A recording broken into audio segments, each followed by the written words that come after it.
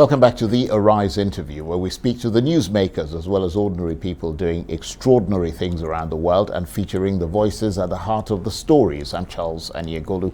Now, you've probably heard us talking quite a bit about island states in the Caribbean and the Pacific that are highly vulnerable to the potential impact of climate change, including coastal inundation, changes in sea levels, erosion, and rising temperatures.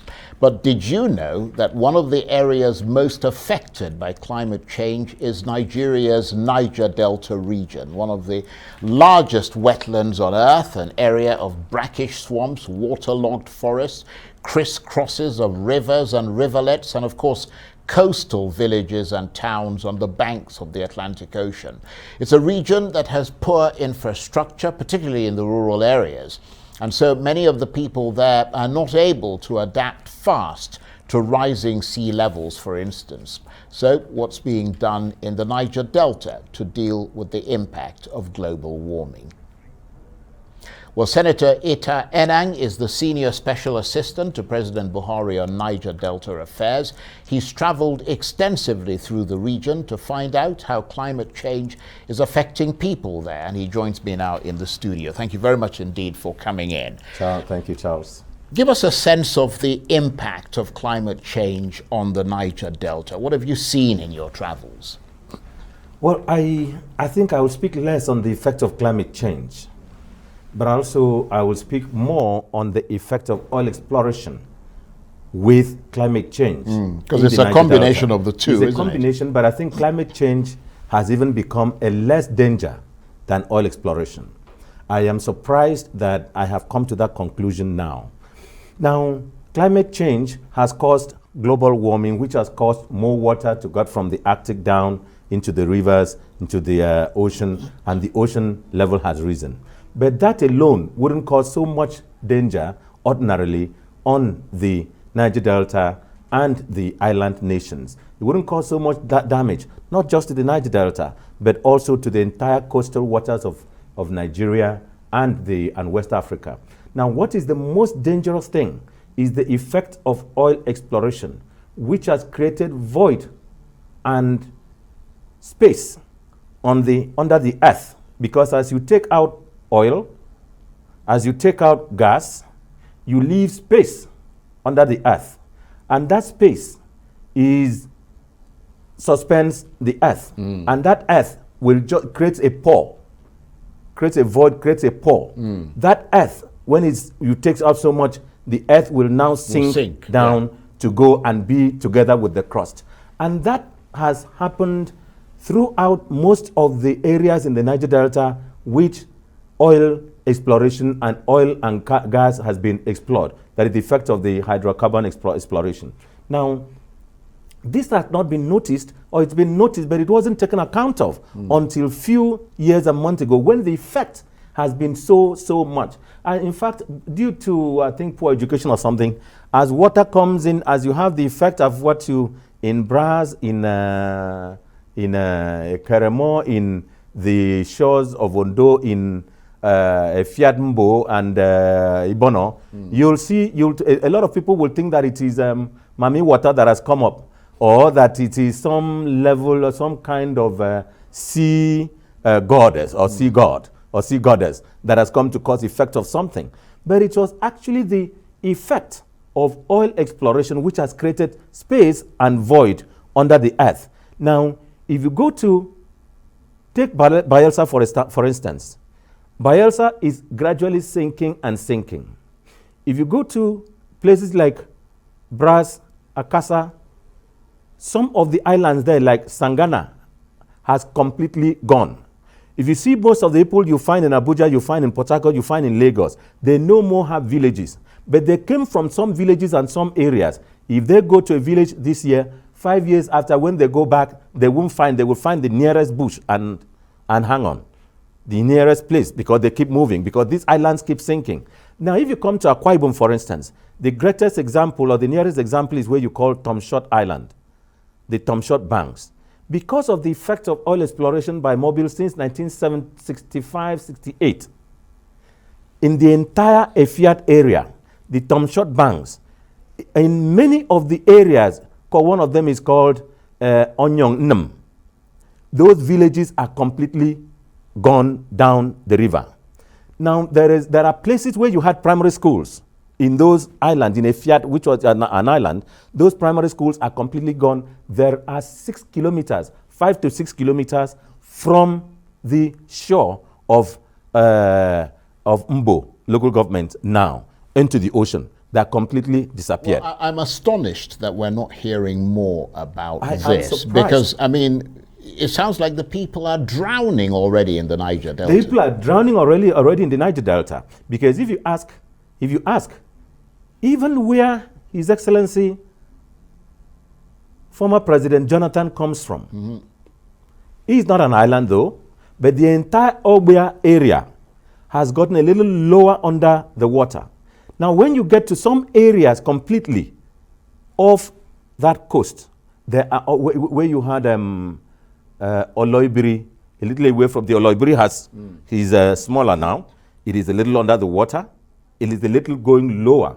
So basically, into the water. When you've got this gap Yes. that you're talking about, that's created by oil exploration under the earth, and then you've got climate change where sea levels are rising, that's bound to have a greater impact on that region. In fact, that's why I started this conversation by saying that our problem now in the Niger Delta is less of climate change.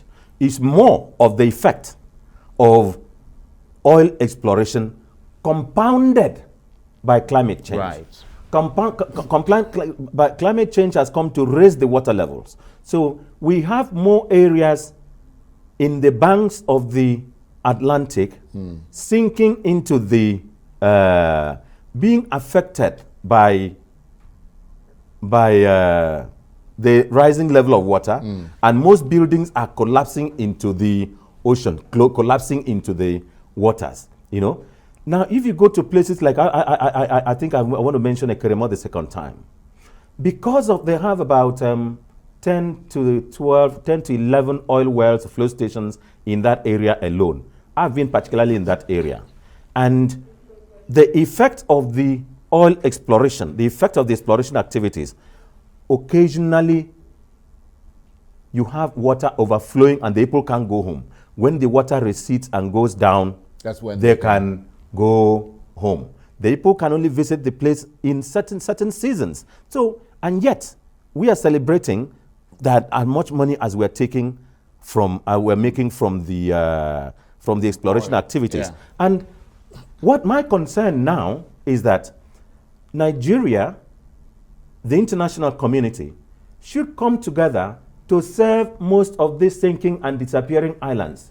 If we cannot serve the sinking and disappearing islands, we must serve the human beings who come from here. Yes, that's because a good point.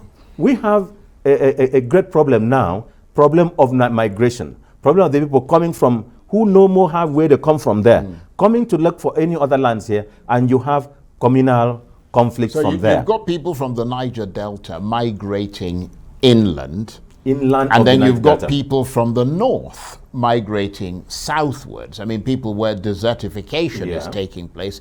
And so the center has become a sort of boiling cauldron of conflict. And that's the point that you're making. But of course, staying in the Niger Delta, gas flares, oil spills, all of them worsen climate change, and we see it in the disappearance, in addition to the things that you're talking about, of wildlife, shrinking vegetation, rising temperatures. And it's also getting a lot hotter there, isn't it? I mean, the temperatures are just blowing, and it's because a lot of it has to do with those gas flares. It is so complex and complicated in the Niger Delta. And that is why I'm urging the government of Nigeria, the Minister of Environment, the international community, that we have to come together in an urgent. We may have to hold a big conference on the Niger Delta. The conference should not be about how much do we get from oil. It should be how do we preserve the human beings there in the course of taking oil from whom we've taken the oil. I would certainly agree with you that a conference needs to be called. Yes, because, and the international community, United Nations has to come in, because the problem we are facing in the case of this the disappearance of the water of the, not just the islands, or it is the lands at the banks. It is the lands at the banks. And in fact, with a lot of with a lot of care, I would want to say that Bayelsa is in a peculiar situation. I don't want to describe it. Much of Bayelsa is in a peculiar situation. I don't want to mention what it is. Now, you've mentioned the effect of temperatures. It is even worse than temperatures. If you go to Port Harcourt, you go to Bayelsa, go to Delta, people go about with face mask. People sleep with face mask, with nose mask, to cover the face and the nose. Not for fear that they sleep in their house, in their bedroom, with nose mask and face mask. Because the air you breathe in, the pollution is infected and infested by carbon, which is coming from gas emission and from the activities of the refiner, particularly the irregular, unregulated refining. If you go in the morning, you look at the sky of in any of these areas in the shores of rivers, Bayelsa, Delta, Akwa Ibom, Eket, and all the Mbo areas, you will just touch the air-conditioned room in which you stay. Just touch the floor in the morning. You'll still find black soot. You know, because it is coming by air. So even the air conditioner is conditioning and it comes in. So it is so dangerous in that area that there is danger into life expectancy. You rarely have people fulfilling the number of years they ought ordinarily to live. But I'm wondering, because Senator, and there is this problem of this breathing problem. Obviously, they're falling sick. Yes. But I'm wondering, I mean, you're the president's senior special assistant on the Niger Delta. I mean, aren't you briefing him on these things? No, these issues are being addressed. And it is being... No, but what I'm wondering is, I mean, he's gone to the climate conference, and the climate conference clearly is the place to bring these things. You're calling for a big conference on the Niger Delta and so on. I mean, that should have been part of the president's speech. Most of the issues are, the awareness about it are just developing. Right. The awareness are just developing. But we've known about pollution in the Niger Delta for a very long time. And that one has been addressed by as much of what has been done in the climate change angle of it. The climate change angle is being addressed by way of the rising sea levels. But the one that I'm talking about now is the effect of the oil exploration in the crust of the ocean, crust of the land, taking it out. So a relatively new development, basically. Is a relatively... new discovery, let's put it that way. Is that it is not a new discovery, but I think it simply has to have a lot more attention now. Focused on because it, right. What Nigeria seems to have been facing is the lake chart problem, the recharging, how to charge the shrinking lake chart, and how to deal with desertification by the creation of the Great Green Wall, planting trees to avoid it coming down here. But there is a bigger danger of the shrinking lands, not just the islands, Delta. In the Niger Delta. Please stay with us. We're going to come back and continue this chat. You're watching the Arise interview. Plenty still ahead as we continue our analysis of the impact of climate change on Nigeria's Niger Delta region. Stay with us.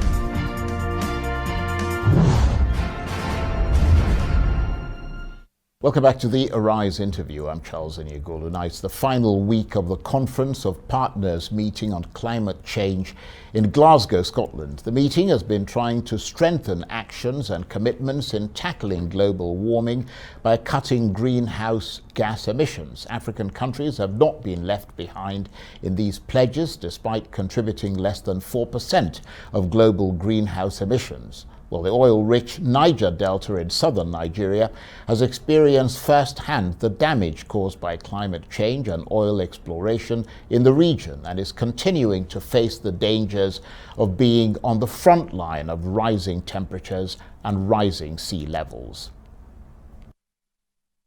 And Senator Ita Enang, Senior Special Assistant to President Buhari on Niger Delta affairs, who's traveled extensively through the region to find out how climate change and oil exploration are affecting people there, is still with me in the studio. Thank you for staying with us. Now, the Nigerian government has pledged to reach zero carbon emissions by 2060. That was what the president said at this climate conference. That, of course, means ceasing all sort of oil activities in the Niger Delta by then. Is that something that Niger Deltarians like yourself will welcome, given the monies they get as a result of oil? Well, first, the oil will soon fade out because of the green energy. But while it lasts, the president is correct that this is what the aspiration of Nigeria, and that is what we and the National Assembly has been committed to. We've committed this, and even the oil companies have committed this. But I think that while we await that, people must be alive to get to that 2060. Now, the greatest problem is that the oil companies are aware of the danger which this causes. That is why you find the cost of production of oil in Nigeria is very high, because the oil companies have polluted the area, so they no more can stay in any of the areas in the Niger Delta. When an oil company like Mobil, all of them, you know, Shell, Ajib, Polar, they no more stay there. They go and stay, they don't stay in Port Harcourt, they don't stay in the islands, they don't stay where they are because they have polluted the environment. So they no more can stay there so that they don't breathe in those gas and this thing and die. I understand that. They cannot even stay in that area because the ground and everything is unstable, and they no more, they don't even invest in property, because any property you invest on in any of these areas, you see all this, they have constant tremor because of this. But now, it's one thing, though, to blame the oil companies. I mean, the Nigerian government, which you are a part of, is the regulator. And therefore, when you look at things like gas flaring, for example, in addition to the environmental degradation and pollution that you were talking about, there is no discussion about putting those gas flares out. Well, I mean, what is interesting and shocking is that gas flaring was outlawed in Nigeria in 1984 by the Nigerian government, in fact, by the current president, Buhari, your boss. When he was a military head of state, that's when it happened. So surely the government knows that what is going on is unacceptable and seems happy to inflict the punishment on the poor people of the Niger Delta. The government has done what it ought to do. Yeah, but it's not enforcing the law that it put in place. In fact, that is why outlawing in the National Assembly, there has been a great discussion each time there is engagement with these oil companies. And that is why we've been having a lot of discussion. But it is not ending. And it is difficult, and that's a part of the reasons we just had to try to get the LNG, you know, to refine its processes of processing. Yeah, but the point I'm making, Senator, is that the government is both regulating the system and committing the offense. To a certain extent, there is a level of what we ought to do as government, which we have given directions, and most of our officers have taken what they ought to do. But the oil companies are not doing this in the countries, in their host countries where they come from, but they get comfortable doing it here. And of course, the only thing I will say that Nigerian government is a little bit not doing well is that there is charge for flare. That charge for flare should not go to the government.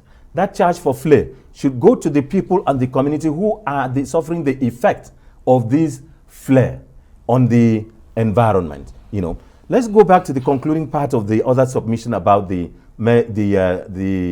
vanishing islands. Let me appreciate the Prime Minister of Jamaica and then the the Jamaican ambassador who was on this program. Yeah, the Jamaican High Commissioner. The Jamaican High Commissioner. Because I appreciated... Esmond Reed. Esmond Reed. I listened to him. I watched him the whole great part. And because they have drawn attention to the danger of disappearing islands. Yes, absolutely. And these disappearing islands are the lands and islands where people once come from.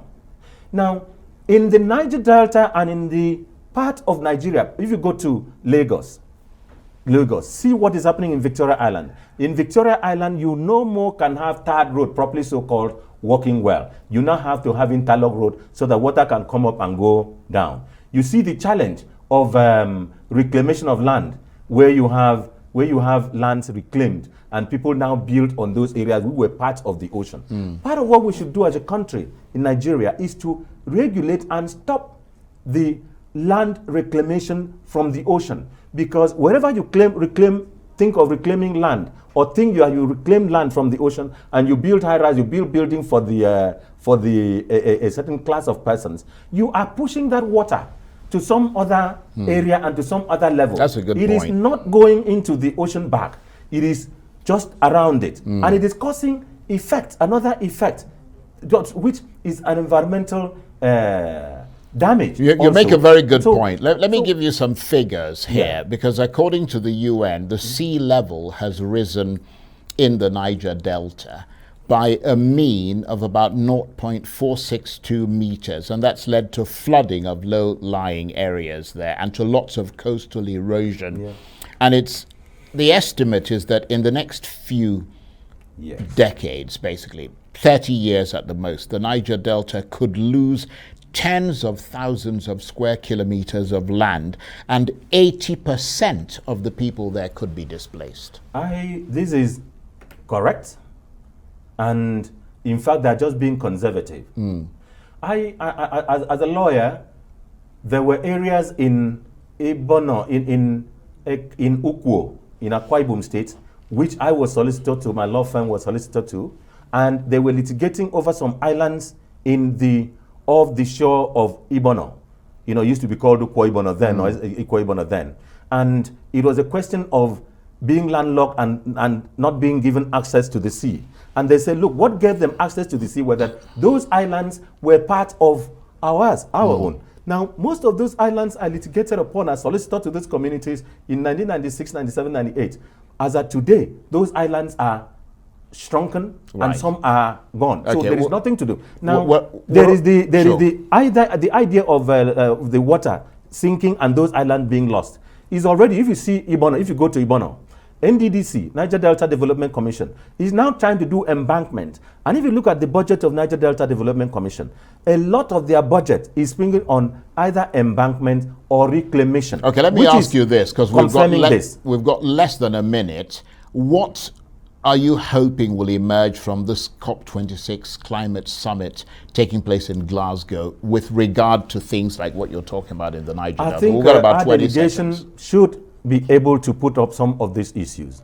Even if it is not there, we should, as we come back, raise this issue to a higher extent. So that it's urgent to get funding to basically try and start fixing the place. So that with the way we were able to address the high prep hydrocarbon remediation in Ogoni and other areas, we should have funding to address this. And then we should, above all, make the oil companies to regulate more the activities that they do in the ocean. We got to go. Senator Ita Enang, Senior Special Assistant to President Buhari on Niger Delta affairs. Thank you very much indeed. That's it for this edition of the Arise interview. Join us again tomorrow. From me and the entire team here in Abuja and around the world, bye-bye and thank you for watching.